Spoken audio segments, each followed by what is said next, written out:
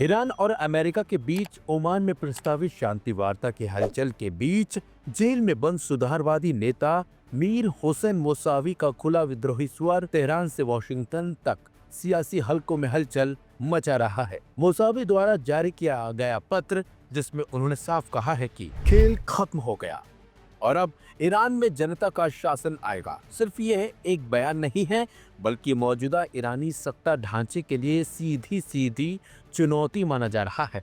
यह घटनाक्रम ऐसे वक्त पर सामने आया जब ईरान अमेरिका संबंध पहले से ही युद्ध और बातचीत के दोराहे पर खड़े हैं। मीर हुसैन मुसावी ईरान की राजनीति में कोई नया नाम नहीं है। 83 साल के मुसावी 1981 से 1989 तक ईरान के प्रधानमंत्री रहे। इस्लामिक क्रांति के नेता आयतुल्लाह रूहुल्लाह खुमैनी के बेहद करीबी माने जाते थे। खुमैनी के बाद सत्ता संतुलन बदल गया। अली खamenei के सर्वोच्च नेता बनने के बाद मुसावी धीरे धीरे हाशिए पर चले गए थे। 2023 में इस्लामिक गणराज्य के खुले विरोध के बाद से वे अब जेल में ही हैं। मोसावी का ताजा पत्र इसलिए ऐतिहासिक माना जा रहा है क्योंकि यह पहली बार है जब इस्लामिक गणराज्य के अंदरूनी सिस्टम से निकला कोई इतना बड़ा चेहरा सीधे सर्वोच्च नेता अली खamenei को चुनौती दे रहा है।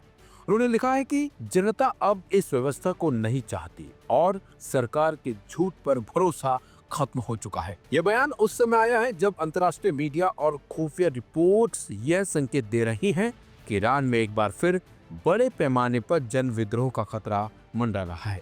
इस घटनाक्रम का असर ईरान अमेरिका समीकरण पर भी पड़ता दिख रहा है। ओमान में प्रस्तावित शांति वार्ता को वॉशिंगटन और तेहरान दोनों ही एक टैक्टिकल ब्रेक के रूप में देख रहे हैं, न कि स्थायी समाधान के तौर पर। अमेरिका के सामने दुविधा यही है कि वह ईरान के अंदरूनी विपक्ष को कितनी खुली छूट दे। अब तक निर्वासित पूर्व क्राउन प्रिंस रेजा पहलवी को पश्चिमी देशों में ईरानी विपक्ष का चेहरा माना जाता रहा है, लेकिन मोसावी के बढ़ते कद ने उनकी भूमिका को कमजोर कर दिया है। जनवरी 2026 में जब ईरान में विरोध प्रदर्शन चरम पर थे, तब रेजा पहलवी ने अमेरिकी राष्ट्रपति डोनाल्ड ट्रंप से मिलने की कोशिश की थी, लेकिन उन्हें समय नहीं दिया गया। इससे संकेत मिला कि अमेरिका ईरान के खिलाफ किसी एक विपक्षी चेहरे को आगे कर सीधी लड़ाई नहीं लड़ना चाहता है। मुसावी का जेल से सामने आना इस अमेरिकी रणनीति को और जटिल बना देता है, क्योंकि वह ना तो निर्वासित है और न ही पूरी तरह बाहरी ताकतों पर निर्भर। कुल मिलाकर मुसावी का पत्र सिर्फ ईरान की घरेलू राजनीति में भूचाल नहीं, बल्कि यह ईरान अमेरिका टकराव के संदर्भ में भी एक नया मोड़ है। अगर ईरान के अंदर असंतोष सड़कों पर उतरता है तो शांति वार्ता की कोशिशें कमजोर पड़ सकती हैं और दोनों ही देशों के बीच टकराव की आशंका और गहरा सकती है।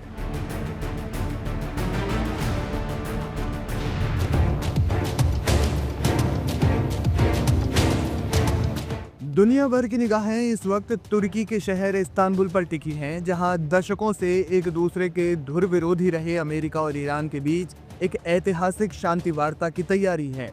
इस वार्ता की सबसे बड़ी खबर ये है कि अमेरिका ने पाकिस्तान को इस बातचीत में विशेष तौर पर आमंत्रित किया है। अमेरिकी विदेश विभाग और राजनीतिक सूत्रों के अनुसार पाकिस्तान को इस महत्वपूर्ण मिशन में एक पुल के रूप में देखा जा रहा है। ईरान के परमाणु कार्यक्रम और मिडिल ईस्ट में बढ़ती सैन्य गतिविधियों के कारण दोनों देशों के बीच युद्ध जैसी स्थिति बनी हुई है। डोनाल्ड ट्रंप के प्रशासन ने सत्ता संभालते ही ईरान के साथ तनाव को बातचीत के जरिए सुलझाने का संकेत दिया था। इस कड़ी में इस्तांबुल को एक न्यूट्रल वेन्यू के रूप में चुना गया। अमेरिकी मीडिया रिपोर्ट्स के मुताबिक इस हफ्ते होने वाली इस बैठक में अमेरिकी राष्ट्रपति डोनाल्ड ट्रंप के प्रतिनिधि और ईरानी विदेश मंत्रालय के उच्च अधिकारी आमने सामने होंगे। अंतर्राष्ट्रीय कूटनीति में ये सवाल बार बार उठ रहा है कि तुर्की के होते हुए पाकिस्तान को इतनी तवज्जो क्यों दी जा रही है। इसके पीछे कई ठोस कारण हैं। पहला कारण राजनयिक चैनल। अमेरिका और ईरान के बीच 1979 की इस्लामिक क्रांति के बाद से कोई औपचारिक राजनयिक संबंध नहीं है। वॉशिंगटन में पाकिस्तान का दूतावास ही ईरान के हितों की रक्षा करने वाला आधिकारिक चैनल है। पाकिस्तान दशकों से दोनों देशों के बीच गोपनीय संदेश पहुंचाने का विश्वसनीय माध्यम रहा है। दूसरा कारण साझा सीमा और सुरक्षा। पाकिस्तान और ईरान के बीच 900 किलोमीटर की सीमा है। क्षेत्रीय सुरक्षा के नजरिए से पाकिस्तान की भागीदारी अनिवार्य है, क्योंकि ईरान में किसी भी तरह की अस्थिरता का सीधा असर पाकिस्तान पर पड़ता है। ईरानी नेतृत्व तक पहुंच। पाकिस्तान के सैन्य और राजनयिक नेतृत्व के ईरान के साथ कामकाजी संबंध हमेशा से बने रहे हैं। अमेरिका को लगता है कि पाकिस्तान ईरान के कट्टरपंथी धड़े को भी बातचीत की मेज पर लाने के लिए राजी कर सकता है। वार्ता में और कौन कौन से मुस्लिम देश शामिल हैं?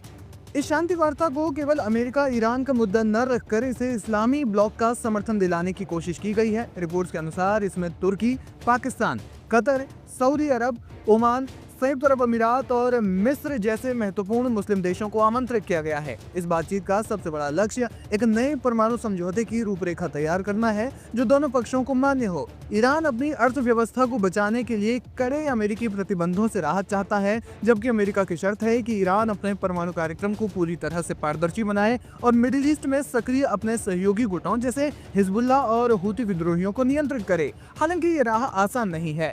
ईरान के भीतर घरेलू दबाव और अमेरिका की सख्त शर्तें वार्ता को किसी भी वक्त पटरी से उतार सकती हैं, लेकिन पाकिस्तान के लिए ये न्योता मिलना उसकी अंतर्राष्ट्रीय प्रासंगिकता के लिए संजीवनी जैसा है। लंबे समय से आर्थिक संकट और कूटनीतिक अलगाव झेल रहे पाकिस्तान के लिए ये अपनी छवि सुधारने का मौका है। पाकिस्तान की राजनीति में सेना का हस्तक्षेप हमेशा से रहा है। ऐसे में इस कूटनीतिक मिशन पर पाकिस्तान क्या गुल खिलाता है, ये देखना भी अहम होगा। ईरान ने अमेरिका की बादशाहत को चुनौती देकर अरब देशों को भी अल्टीमेटम दे दिया है कि वे अमेरिका जैसे देशों के सहारे अगर अपनी सुरक्षा मजबूत करते हैं तो वे भूल जाएं कि अमेरिका उनकी सहायता ईरान के मुकाबले में कर पाएगा। सऊदी को इसी बात का खौफ है। इस रिपोर्ट को अंत तक देखने के बाद सऊदी की मौजूदा स्थिति को समझा जा सकता है। अमेरिका और ईरान के बीच संभावित टकराव की आशंकाओं के बीच अब मध्य पूर्व में ताकत का संतुलन तेजी से बदलता दिखाई दे रहा है। इसी बदलते हालात ने सऊदी अरब की चिंता भी बढ़ा दी है। सऊदी अरब को डर है कि अगर हालात युद्ध की ओर बढ़ते हैं तो सिर्फ अमेरिका पर निर्भर रहना उसके लिए जोखिम भरा हो सकता है।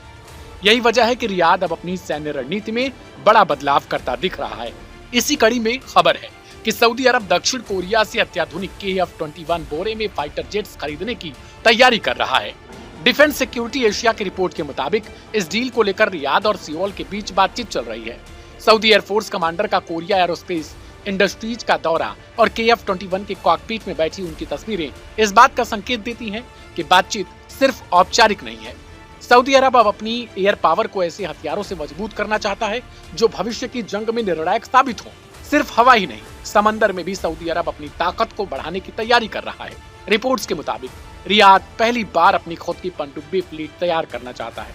इसके लिए इटली की फिनकैंटियरी कंपनी से टोडारो क्लास डीजल इलेक्ट्रॉनिक सबमरीन खरीदने पर बातचीत चल रही है।